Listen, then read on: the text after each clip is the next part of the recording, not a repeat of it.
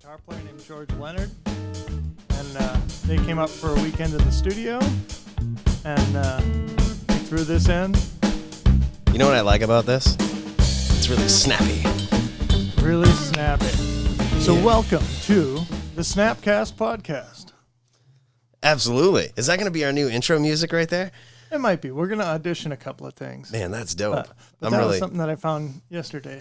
That's really cool because I feel like if I dialed into this and I heard that song, I'd be like, these are the chill mofos that I want to hang out with for about an hour. You know, that's the... As soon as I hear it, I'm just like, you know what? I might be having a bad day, but now it's gotten a lot better. Good. It's all good, baby, baby. Baby. Our last episode was a Biggie Smalls callback, actually. Right? Yes. And if you don't know, now you know. Grenzo. Yeah. So we're back and talking about last week. Man, we've had some actual good picks, good cards in our pick this shit up and write this shit down segments. If I didn't know any better, I would think we were two smart human beings sometimes. Unfortunately, we know better. Well, what's been going on with you this week? Well, man, I've been trolling some lists and looking at some cool standard legal cards right now that have been showing up in some eternal formats, man. And I got a list of that stuff to talk about on this episode. What about you, brother? What you been up to with your day himself?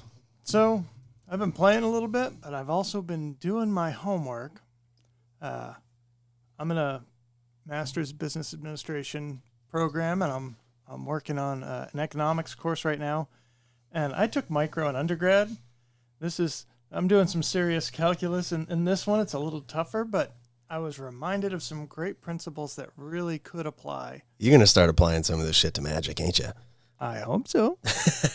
I hope so. That would make the most sense, wouldn't it? And it makes a lot of sense, man. And I think if we have listeners that are trying to figure out when to buy a card, when to sell a card, having at least some idea of basic economic principles would be useful. Oh, absolutely, man. Yeah, there was. It wasn't too many years ago that there was a big hoopla about one of the best things that you could have invested in with stocks or, personal loans or precious metals. One of the best things you could have invested in was Magic cards, which blows my mind when you think about it. Like some hobby that someone like you and I might have got into, and your parents are like, "Oh, you're blowing so much money on that cardboard." But now it's like, holy, that turned into a pretty sweet investment, man, as the years went on. Yeah, I mean, anecdotally, I've heard many times over the years, Magic always beats the stock market. But you definitely have to be. You're taking great risks, great rewards.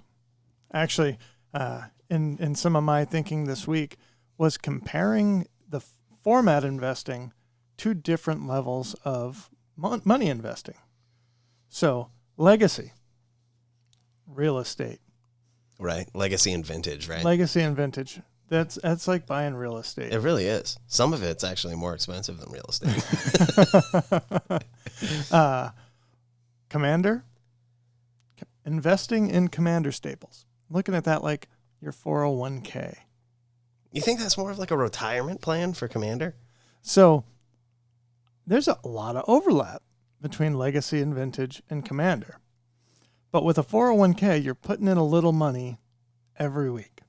And when you're building a Commander deck or spicing up your Commander deck or investing in Commander singles, you're saying, okay, I'm going to pick up 15 or 20 or 50 copies of this 50-cent standard card in the hopes that they're $5 cards 10, 15 years from now. You're not necessarily thinking they're going to be $10,000 cards. Right. It's not the real estate. But you're making so many. Long-term investment, and you're buying so many. Right. You're buying so many that like some of them might flop, some of them might not, but all in all, they should all even out to a pretty positive profit anyway. That's my thought.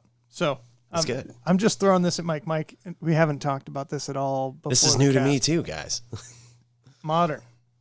Now we're getting. Wait, can I guess what you might have? Okay, so if Commander is 401k, and Vintage Legacy is like real estate. Modern must be, I'm going to say like a bond. Oh, I kind of wish I had done that. I looked at Modern as the blue chip stocks, and part of that is now that we have Pioneer, Modern, I really do feel is the new Legacy.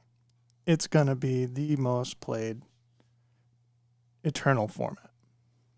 And the cards that they keep in Modern that are not going to be in Pioneer, you brought up the Lilianas of the Veil. Yeah, they go back to all the later formats. You can play Liliana in Legacy and Vintage, but Modern is sort of the bread and butter. I think those are going to be the cards that have value but also move. That's true. Because they're not immune to reprints. However, with the new Pioneer format in there, they might see reprints far less than, say, like the standard staples or the Pioneer staples, you know? So, I mean, shit, if you look at it even, like how many times a year are they going to release like a Modern Horizons type set? You know what I mean?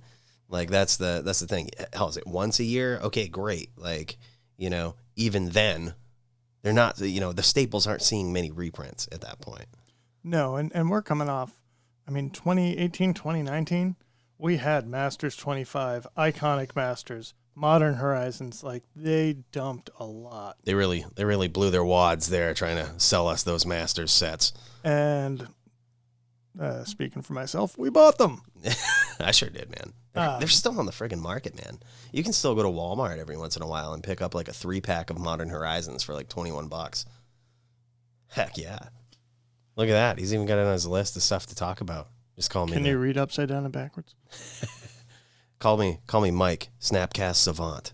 Yeah. Hell yeah. Mind reader. Pioneer and Standard. Man, those are your microtransactions and your tech stocks. Those are the things that you could invest pennies in and turn around and make thousands. Or you could invest, pennies and lose all your pennies. When a card pops in Standard, it'll jump quick. And if you are prescient, like if you're, what did you say you were? You were Psychic Mike? If you can. I prefer Mystic Mike. It's got the alliteration to it. Well, then you see this card coming. This card's going to be killer in Standard. And we all do this. We all fall in love with a card at the start of every format. A new set comes out and we're saying, oh, this card's obviously going to be great because I love it or whatever. And at pre-release, you try and trade for all the copies you can get. And maybe you go online and order them while they're 20 cents a piece. We got a Pro Tour coming up this weekend. We got more big events next weekend. If that card gets played, now it's a $5 card.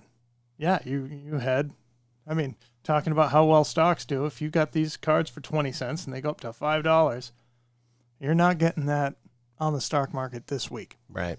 And I think that's really talking to like the Magic investor too. Like if you're really planning on making some bank and taking big risks on Standard, you kind of have to invest a lot of pennies on it. Like you kind of have to throw a lot of eggs in various speculative baskets for it to pay off, especially in the short run.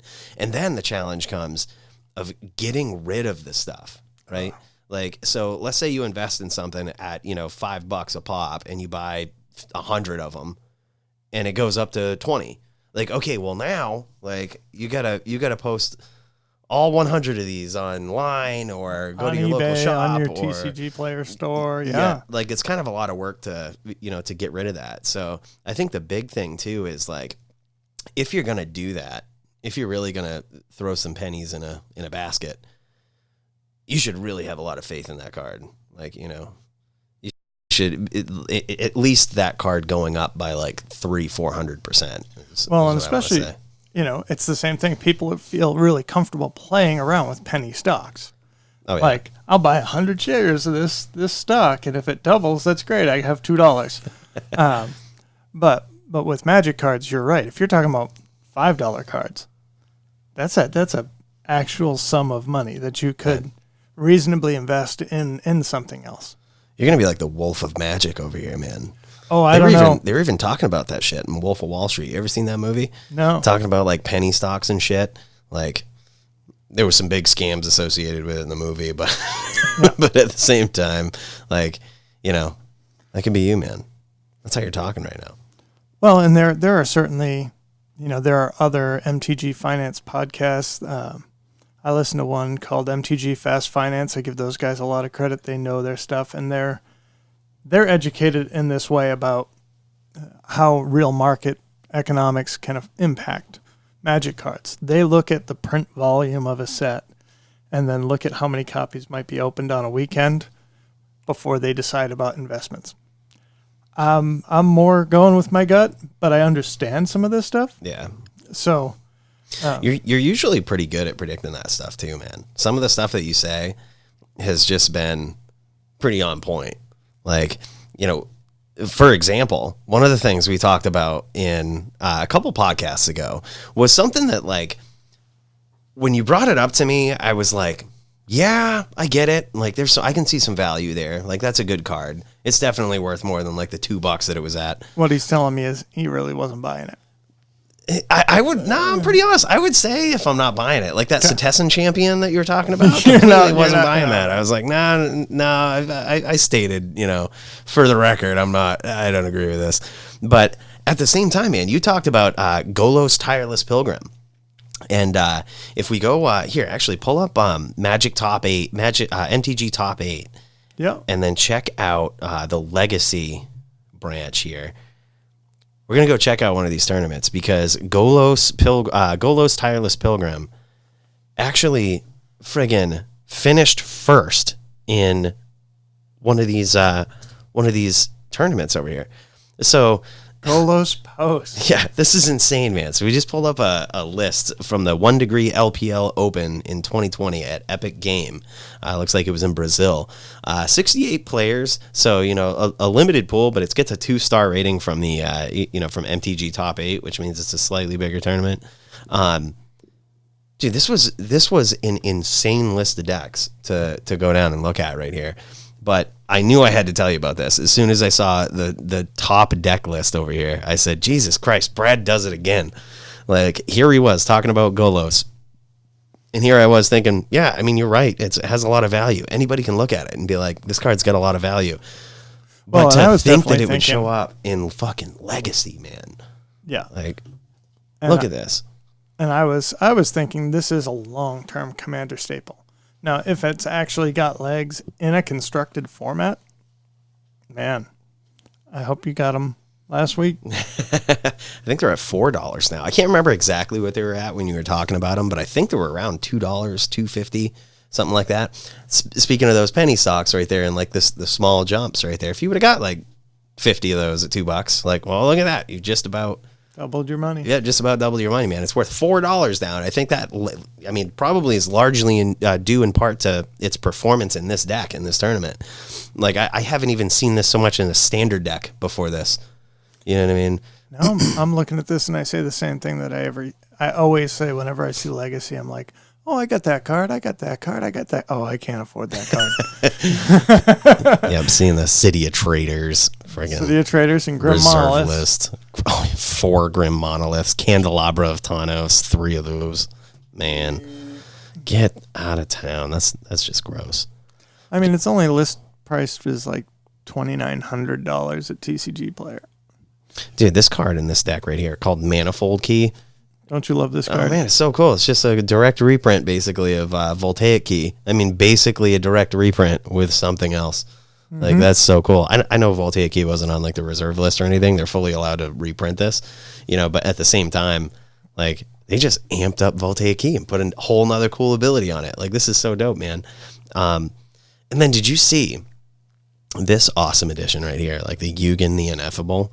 Oh, yeah. Colorless spells cost 2 less to cast. Christ. Just right there. Can you fucking imagine, man? You just, like, dump that guy out. You go, like, turn 1, Ancient Tomb or City of Traders, and then you just slam down Candelabra or something.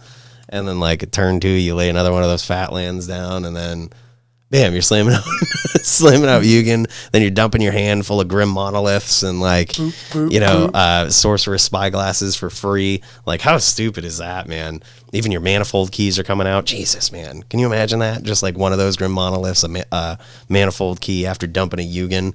Your opponent's got to feel like shit after that, man. Like, that's not a good feeling. No, definitely like not. You're going off with Yugen, the ineffable over here. Well articulated. Yeah. Jeez. Ineffable. They really planned that, man. They really planned that. I think sometimes they try to dance on the line with the shit that they do. Yeah. Like that big hoopla that they had a few years back about having women look too scandalous on Magic cards or whatnot. Like, if you look, right, go look at friggin' Oko. And tell me that's not an objectified man right there, right? Like, they're really dancing on the line with some of the stuff. Like, I mean, particularly, I don't care, but like, you know what I mean? I think they're really like, they try to dance with some stuff. And maybe they're trying to level the playing field. Because they have shown many a buxom woman on a Magic card over the years. Oh, yeah. Most of the guys look pretty sad. Oh, yeah. Yeah. Or they're just covered up in robes. Come on, show me that real 6-pack. It's like, yeah, Oko. Oko, thief of hearts. Yeah. Oko, man, the sex symbol of Magic over here. They're really stepping their game I'm up. telling you. And so you talk about how they really must think of this stuff. They clearly named that card right. I mean, they did not fuck around. Yeah. When they named that card Thief of Crowns, when a 3-drop in a set printed in 2019 is called within months the best Planeswalker ever printed. Like, better than Chase the Mind Sculptor. Oko, Thief of Crowns, stole the crowns, stole all the tournaments, stole top spots in every format. And that fucking Planeswalker is down to like $17 right now after the banning. Yeah. And I'm telling you, that might be... I'm personally not going to pick them up at that. I'm going to wait till they, like, you know, I'm not sure what we're waiting for at this point. Like, they basically already rotated out. But, you know, God, man. Like, it seems like it would go down a little bit more than that. And I think it will over time. And just think about it, dude. Like, Jace the Mind Sculptor, when he came out, was called the best Planeswalker. You know, there wasn't as big of a pool back then. But at the same time, you just knew he was going to be a good Planeswalker. He never got that low. Like, he never got to $17. There's never been a point in history where he was been $17. Well, and if you think, if Oko wasn't banned in Pioneer, and then Standard, and then Modern, he would have been over $100. Do you think he'll ever be banned in Legacy? Do you think they'll take that step? I don't follow Legacy enough to have an opinion. There's been some insane decks that he showed up in, man. Like this one right here, obviously, Leovold. I'm spitballing. I haven't actually clicked on it. I'm just guessing that it's likely there. It's 4-color. Yeah, it's got to be there, dude. Yeah, look at that. Oko, Thief of Crowns. Fucking Teferi, too. Jesus. Yeah, another 2019 card. Arkham's Astrolabe, another 2019 card. Ashok, 2018-2019. Damping Sphere, 2018-2019. Force and Negation, 2018-19. To the Slaughter. Now that's cute. Veil of Summer, 2018-2019. Yeah, that's from in the sideboard. What is this card right here? 3-drop. Target player sacrifices a creature or planeswalker delirium. If there are 4 or more card types among cards in your graveyard, instead, that player sacrifices a creature and a planeswalker. Maybe really good against opposing Okos. Oh, yeah. Let's see what else in here. We got Icefang, Quaddle, Plague Engineer. Those Drown in the Lock. How many cards are in this Legacy deck from the last 2 years? I kept saying it at F&M. Standard's broken. Like, the cards in Standard are busted. And people are like, oh, I don't like the Standard format. And I'm like, I get it. The Standard format might not be great, but the cards... Yeah, they're really stepping their game up. Like, I feel like they have to, really. Like, can you, if you're Magic the Gathering, if you're Wizards of the Coast, right, can you really afford to print a set that is weaker than the last one that you just printed, or isn't as interesting, or have as many, you know, potentially abusable aspects as the last set? I feel like the day you'll see a dip in sales for Wizards of the Coast is the day that they do that. Like the day that, you know, if they printed this next set, right, after Theros Beyond, and it's just weak. Like, you know, get some cool reprints in it, but it makes absolutely zero impact in standard. I think they're going to be, you know, that's when they're going to notice a big dip for quite a number of months. Like, you know, because they're kind of in a spot where they have to, like, they have to think 6 sets ahead and be like, all right, well, this ability is pretty busted. We got to print something else busted to fix this. It keeps the game entertaining. It keeps people buying packs. It keeps the legacy and vintage and commander players interested in buying standard packs. So I think, you know, I've said this for a long time. The natural curve of Magic has to be towards like greater power cards, you know, and I think we're eventually going to see a format where Power 9 may not necessarily be required in vintage to, you know, to play a competitive game. You know, power creep will get to the point where we're gonna have better than Mux and or something just like that, but or just like alternative mana costs or something like that. You know, like Dredge is a great example. You know, of course, there's still some pretty high price reserve list cards in there, such as Bazaar of Baghdad, but at the same time, there's no Moxes, there's no Lotus, there's none of the Power 9 in it. So, you know, when you think about it, it's already been done. Like, it's possible that some newer mechanic that's printed out there could absolutely bust a deck and make it so that Power 9 are not necessarily necessary in vintage. You know what I mean? So I think we will see a day where you can play a legitimate vintage deck that doesn't have any Power 9 in it. Hallelujah. But I do appreciate getting back to it.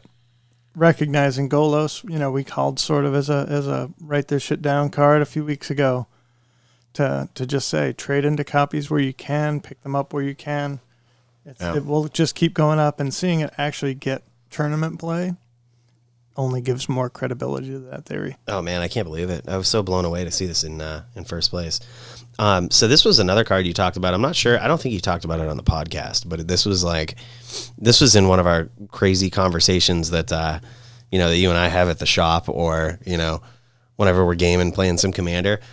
My God, man, like, you had mentioned this Wishclaw Talisman, which is something that was printed from one of the recent sets. And I never thought this would be such a good card until I saw it in Legacy Storm. Like, this is in TES Storm. Like, this is insane. Now, do you think, is it too early to make comparisons of this card to, say, like Grim Tutor? Yeah, I mean, you're giving your opponent a tutor. So if you win the turn you play it, yes, it's probably reasonable. Well, that's what Storm players are doing, man. Yeah. And that's the only deck that runs Grim Tutor. Yeah. This is a Grim Tutor, man.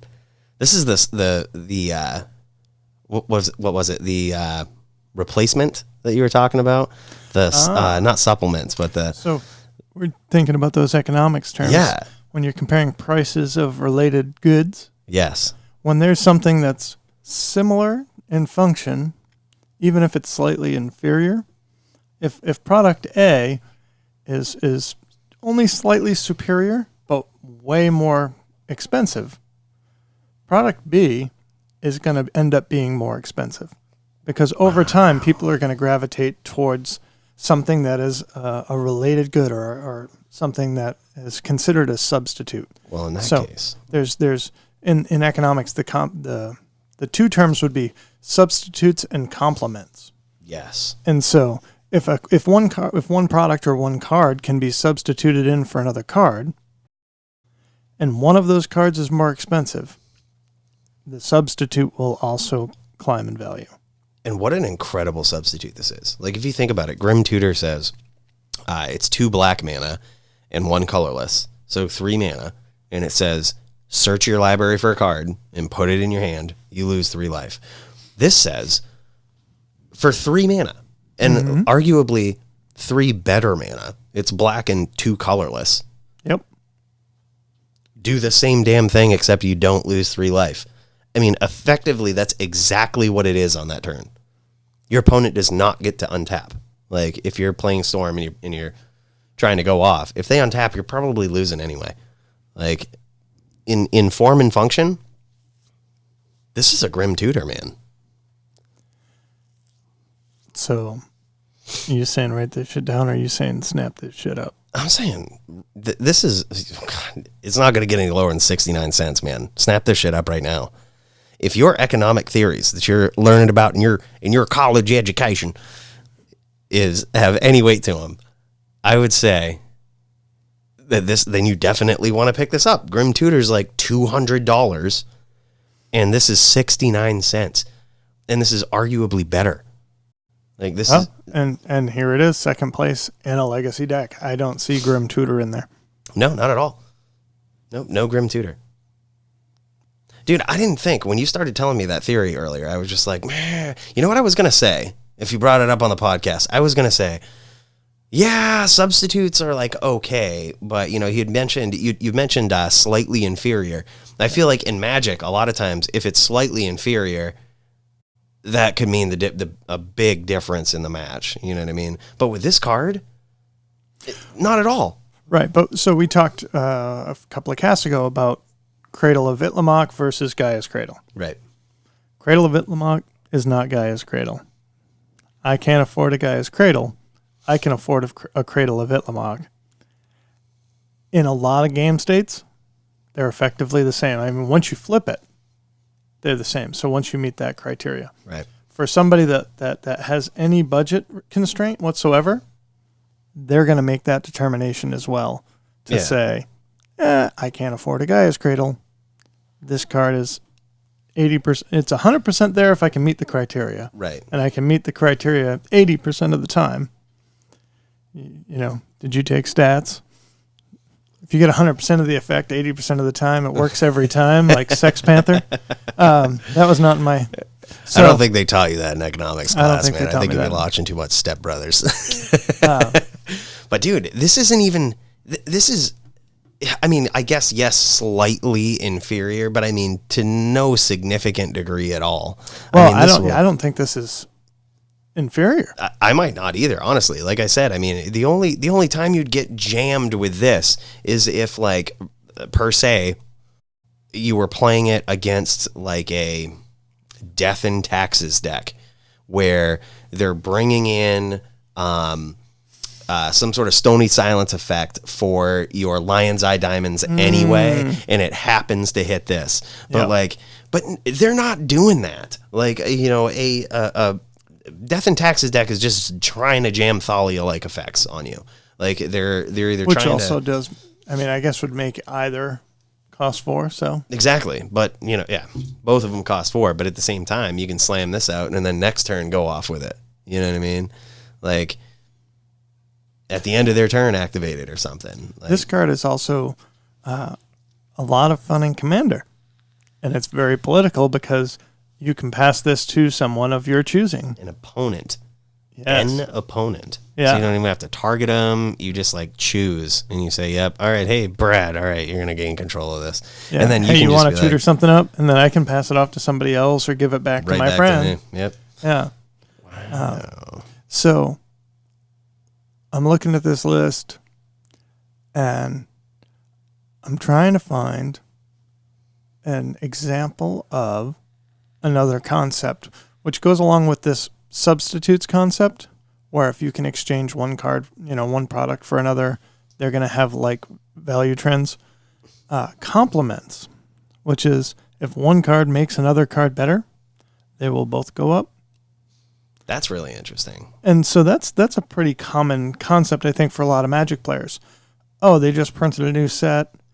This card from this new set combos with that card from that set. Both the card prices go up. Well, what I've noticed in Magic is typically the older card will go up first. You know what I mean? The harder to obtain card. Yeah, the one that's not in print anymore or whatnot. Like that one will typically go up first, but they both will eventually go up. Have you seen this new Inverter of Truth combo deck in Pioneer? No, dude, what is this? Oh, man. I wonder if we bring up some Pioneer events. If we're actually going to see one of these. I bet we do. No? Oh, I think I passed by it because I had a different name. So what is Inverter of Truth? Oh, don't ask me to read this off. I bet it's this Thassa's Oracle deck by Daniel Garcia. Oh, of course. Inverter of Truth. Here we go. Oh, shit. There it is. Inverter of Truth is a 4-mana, 2 black, devoid Eldrazi, 6/6 flyer for 4. When it enters the battlefield, exile all cards from your library face down. What? Then shuffle all cards from your graveyard into your library. So, this mythic from 7 years ago or something was such jank that nobody could figure out what its purpose was. That will this card ever do anything? Jesus. But when you pair this with cards like Jace, Wielder of Mysteries, God, and Thassa's Oracle, which both have clauses that basically say you win the game under criteria that count the number of cards in your library. Wow. You basically have Dimir control with a very hard to interact with win condition. Jeez. That's really cool. Yeah, because what are you going to do? Counter the Inverter of Truth? Okay. I guess, yeah, that's probably what you do. But yeah, you counted the first one, sure. Yeah. This deck, I heard earlier today somebody say this will be the deck that gets Dig Through Time banned in Pioneer. Jeez, dude. Because it can play a reasonable, fair game. And Inverter of Truth is a 6/6. Yeah, wow. So you Thoughtseize, you Fatal Push. It's got main deck Wrath, a couple of Collective Brutalities, so you can strip people's hands. Jeez, man. And it runs stuff like Murderous Cut to get rid of your graveyard so you have nothing left in it. Yep. Discovery, Dig Through Dispersal. Time, Murderous Cut lets you pull cards out of your graveyard no matter what. Jeez, man. Look at the sideboard. Dragon Lord Simulgar or Silumgar. Yeah. Okay, so when he enters the battlefield, gain control of target creature or planeswalker for as long as you control this dude. All right. Damn. What about Ashiok Dreamrender? Spells and abilities can cause your opponents to search their libraries. Target player puts the top 4 cards of their library into their graveyard. Okay, so and exiles it. And you can do that to yourself. Oh my god. Then exile each opponent's graveyard. Wow. Yeah, okay. So interesting, but I don't know. The sideboard seems like it's really responsive to what's going on. I feel like the sideboard has a healthy understanding that this combo is interruptible. Yep. This is absolutely. Yeah, and it looks like Aether Gust, so likely red and green can really interrupt this combo somehow. How? What does it do? I think that's more just keeping your life alive against the Gruul decks. Oh, yeah. Yep, Duress in case you run into some... Duress, Negate, Unmoored Ego. Yeah, I got to pick up my... That might be one. I think you and I have talked about that, or I talked about that with somebody else most recently. Noxious Grasp is going to be a permanent sideboard staple in Pioneer. Why? It's just 2 mana creature or planeswalker removal in colors that most of the worst creatures and planeswalkers are. What are some bad green-white creatures planeswalkers right now that gets rid of? Teferi. Yeah, that's a pretty good one. But does Teferi really jam this deck up? Let's be serious. All of the cool stuff happens when these guys enter the battlefield. Sorcery speed, yeah. Yeah, I suppose. And so I've been playing mono black in Pioneer. I just want my foils. Don't steal my fun. I want 4 foil Noxious Grasp. Noxious Grasp is the card that we're talking about. 1 black, destroy target creature or planeswalker that's green or white. You gain 1 life. That gaining 1 life is really important, man. Never know what it could come into play. Could be. Wow, yep. Unmoored Ego in the sideboard, too. Just 75% rare from the Ravnica build, the most recent Ravnica. One of them. I can never tell. I don't know. There's the one that points up and there's the one that points down. Yeah, that's how I look at them. Like a gate or whatnot. I have no idea. But Unmoored Ego. And this is choose a card name, search target opponent's graveyard, hand, and library for up to 4 cards with that name and exile them. So you wouldn't bring this in against a rat deck. No, you wouldn't bring this in against Rat Colony. No, that was really tongue in cheek, but yeah. So this just breaks up an opposing combo deck right here. Yeah, interesting, man. That's really cool. But going back to what we were saying before about like the power creep, do you think that as cards continue to creep up in power, Noxious Grasp will still be in a lot of sideboards, like permanent sideboard staple for Pioneer? I think it will be.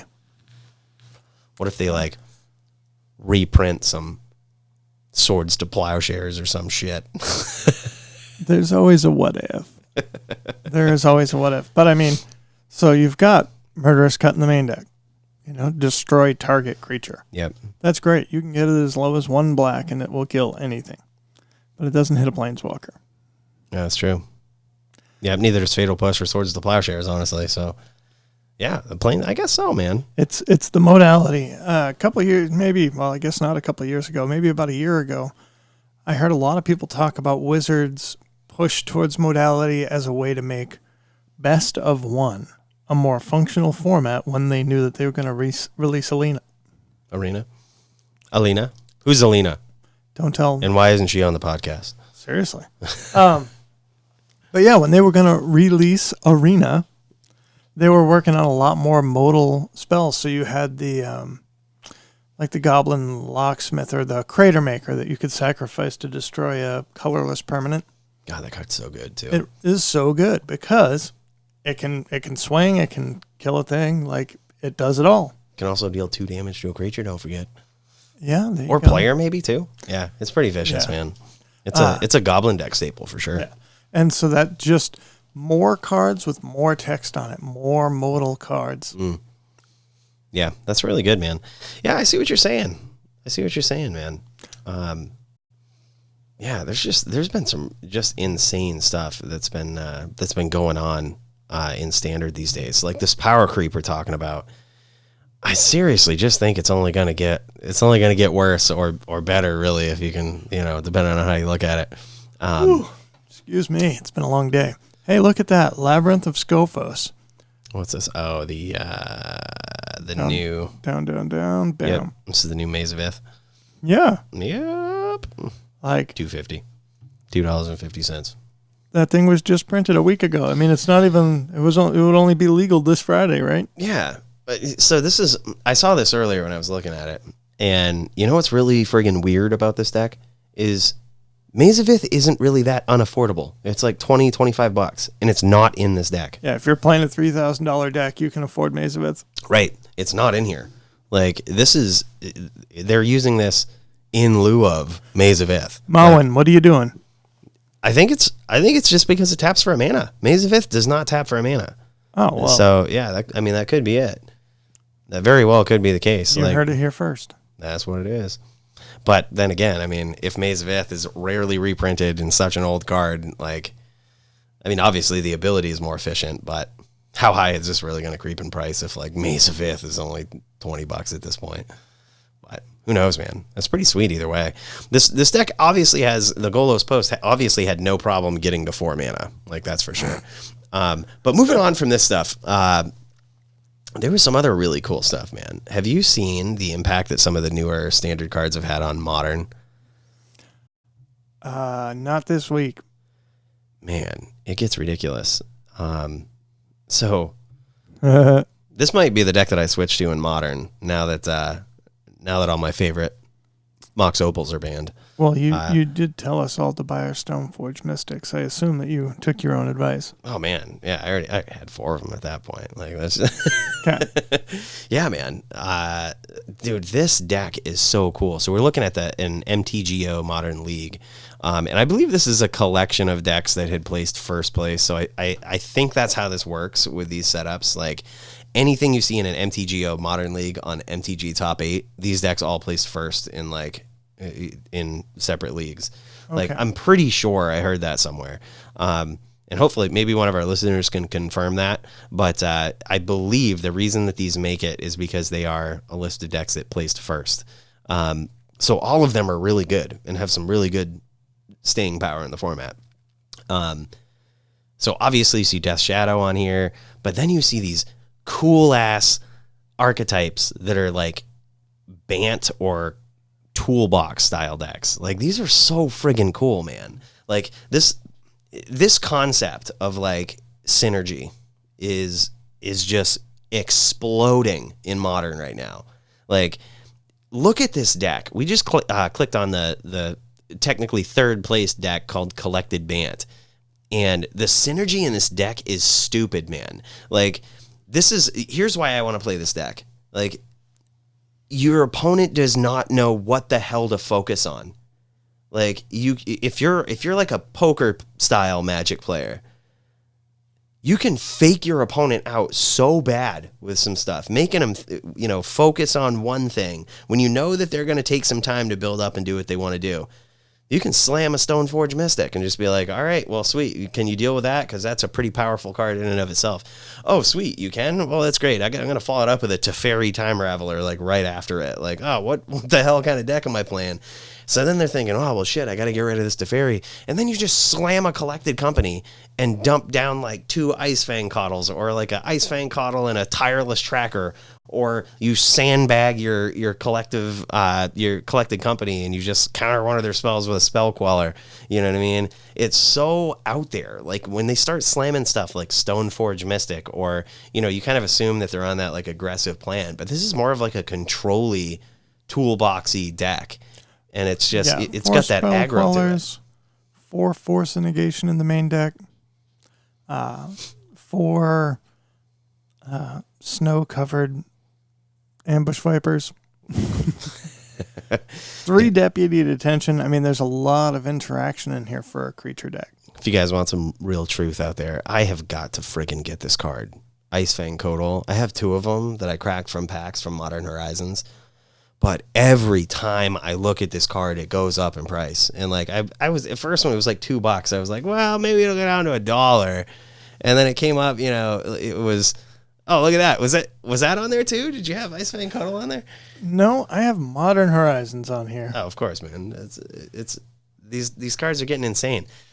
All of this snow covered shit, man. Like these snow permanents. We live in Maine. There's a lot of snow covered We got that shit for days, man. We ain't messing around. You just step out in a tournament, you instantly got 3 snow covered permanents just by showing up. You got your car, you got the building you're in. Shit, you don't even need these snow covered forests and plains to be on the battlefield. You just nailed it. You just show up, bam, here you go. But dude, this card is so good, man. It is so just good. Flash flying death touch if you live in Maine, and friggin' draws a card when it comes in. What the hell, man? Like, this is so good. And I just keep expecting it to like either stabilize or go down, and every time I look at it, like one time it was $4 and I was like, shit, maybe I'll wait. And it's $5. Now it's $6. Like, I'm just gonna buy it. And it's so good. So I got a real short list this week for write this shit down and pick this shit up. One's Bragging, Fabled Passage. It's seeing more play. It's seeing 4 of in some Pioneer decks. Pioneer has no legal fetches except for Fabled Passage. Nailed it, I think. I mean, it's still right now a $20 card, but it's worth it. We're talking about that Ice Fang Coatl. That deck's also full of snow-covered lands. I don't think Modern's dying. Oh, I don't think Modern's dying anytime soon. Earlier I referred to it as the blue chip stock place to invest in. Modern Horizons was super popular. It was opened up a lot. It's getting on. It's at the point now where even though you can still find packs in big box stores, it's not being opened every weekend. People are not buying this to crack it. Rudy isn't cracking stuff on his channel to see how many big card names he can crack in the course of a week. Yeah. He's moving on to bigger and better things. Which, by the way, shout out to Rudy. Thank you for authenticating my Lotus on your channel. Did you know that? Oh, Did yeah. you know that was my Lotus? Video. We should put a link to that video. We should, in the man. description. Rudy, of this you're gonna video. get a plug, man. That was my Lotus that I sent in to him. That guy authenticated on his channel. That was so cool. So if you guys ever see a Lotus with that slight crease, that little thumb crease in it or whatnot, freaking this guy's Lotus right here. That was really cool, man. He's This guy's Lotus. man. That could be if we didn't already have a great name, that'd be a great name for a podcast. This guy's Lotus. This guy's Lotus. Yeah, he's a cool dude, man. Like I couldn't even believe it. I reached out to him. I sent him an email, and I was like, I saw his video on him authenticating some Lion's Eye diamonds and some stuff from like Mirage sets or whatnot, and I was like, I could pay $200 to have this sent off to wherever, BGS, PSA, and have him authenticate it, or I was like, or I could just send it to Rudy, who really friggin' knows what he's talking about. And that way, like, he can get some views for his channel, but I can also be rest assured this Lotus is real. And like, no, I'm not going to send it off to PSA and get it in a case and mark the price of it up so that nobody ever buys it if I want to sell it. Like, no, it's a Lotus and it's real, but like, people want some confirmation when they're going to buy a Lotus. You know what I mean? Exactly. So this Lotus comes in a top loader with a little Post-it note that has a URL to Rudy authenticating this Lotus. That's right, man. That's right. Nice. But no, it was just cool. Like, I said I could either spend the $200 for that or just send it to this guy and like, just watch what he does. It was kind of cool in his video. He's just like, I can't tell you some of the subtleties that, make this thing real in the fear, really. What he was really saying is he's afraid people are going to learn those subtleties and start working on them. Improve the fakes. Which I'm glad he didn't say that, because one of the reasons why I wanted to send that in is, much like we talked about in a couple podcasts ago, people are getting friggin' better at fakes. Like, and it scares the shit out of me. Like when I spent $1,000 on that Lotus, it scares the shit out of me. Every time I see Chinese fakes and whatnot, I used to buy every single fake Lotus that I possibly could because I wanted to know, like, what it looked like. Can I tell the difference between these? And like, but either way, sorry to go on that little. No, that's all right. We've got a few minutes left. I would just say if you don't have your Fabled Passages yet, pick them up. You're going to want to play them, not just in Standard, but if you're somebody that wants to play into older formats now, Pioneer, Fabled Passages is going to be played in Pioneer. Modern Horizons, if you're in a trade binder and you see Modern Horizons is like the sideboard place to be. I mean, you see Plague Engineers and Collector Oofs. You see Icefang Coatls. You see, all these cards that are right now $5 or less. Giver of Runes, Stepmom. Yep. Stepmom. I love the nickname. These cards are $5 now. They'll be $10 in a year. Dude, they'll be $20 in 3 years. Stepmom just went down to $3 too. Really? God, it's so stupid. How the hell is that card $3? Well, so this talk about supply and demand. Somebody probably saw that they went up to $5, and somebody like a Rudy dumped 100 copies or something, or 1,000 copies got put back on the market. Yeah. Because somebody thought, oh, okay, it's at $5 now. It's worth spending the time to mail it in to TCG Player.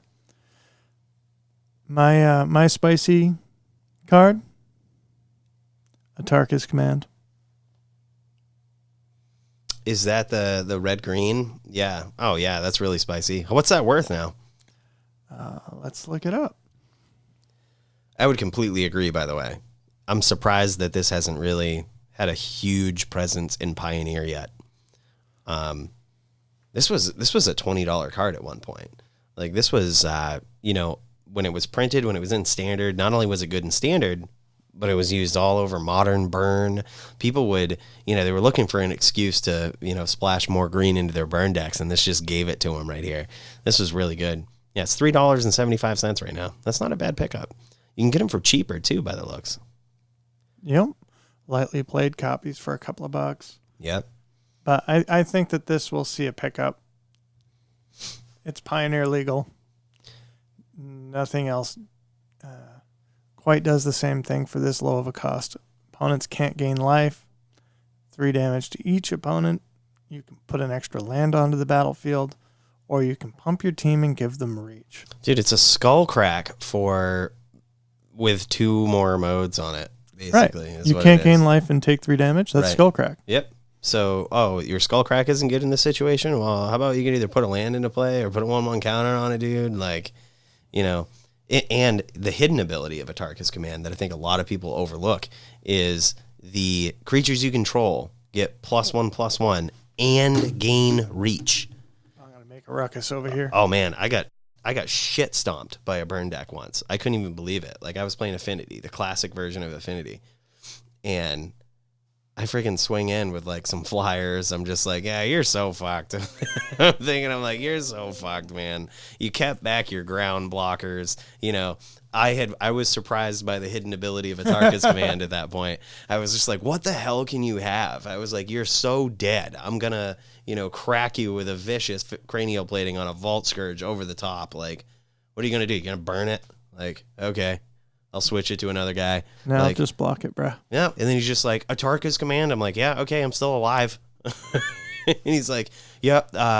He's like, my guys get +1/+1 and gain reach, and I'm going to have you take 3 damage. And I'm like, oh, no, you can't gain life this turn?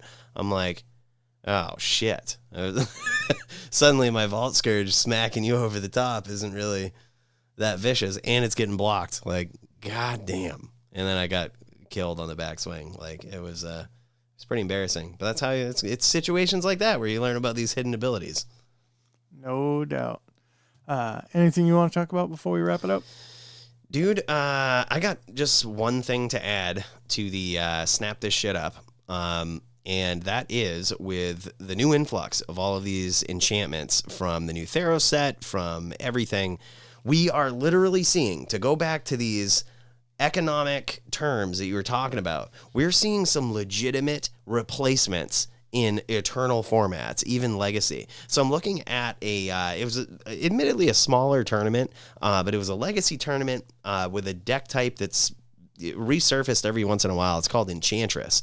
And instead of Opalescence, which was the 4-drop enchantment, turning all of your enchantments into creatures with power and toughness equal to their mana cost, we have the Starfield of Nyx, which is one of the new prints, and they're only running a 1 of, so it isn't like the main strategy of their deck, but like it basically does the same thing for 1 more mana, and it has a nasty ability with it that's just like, hey, by the way, at the beginning of your upkeep, you can just dump an enchantments in your graveyard right back into play.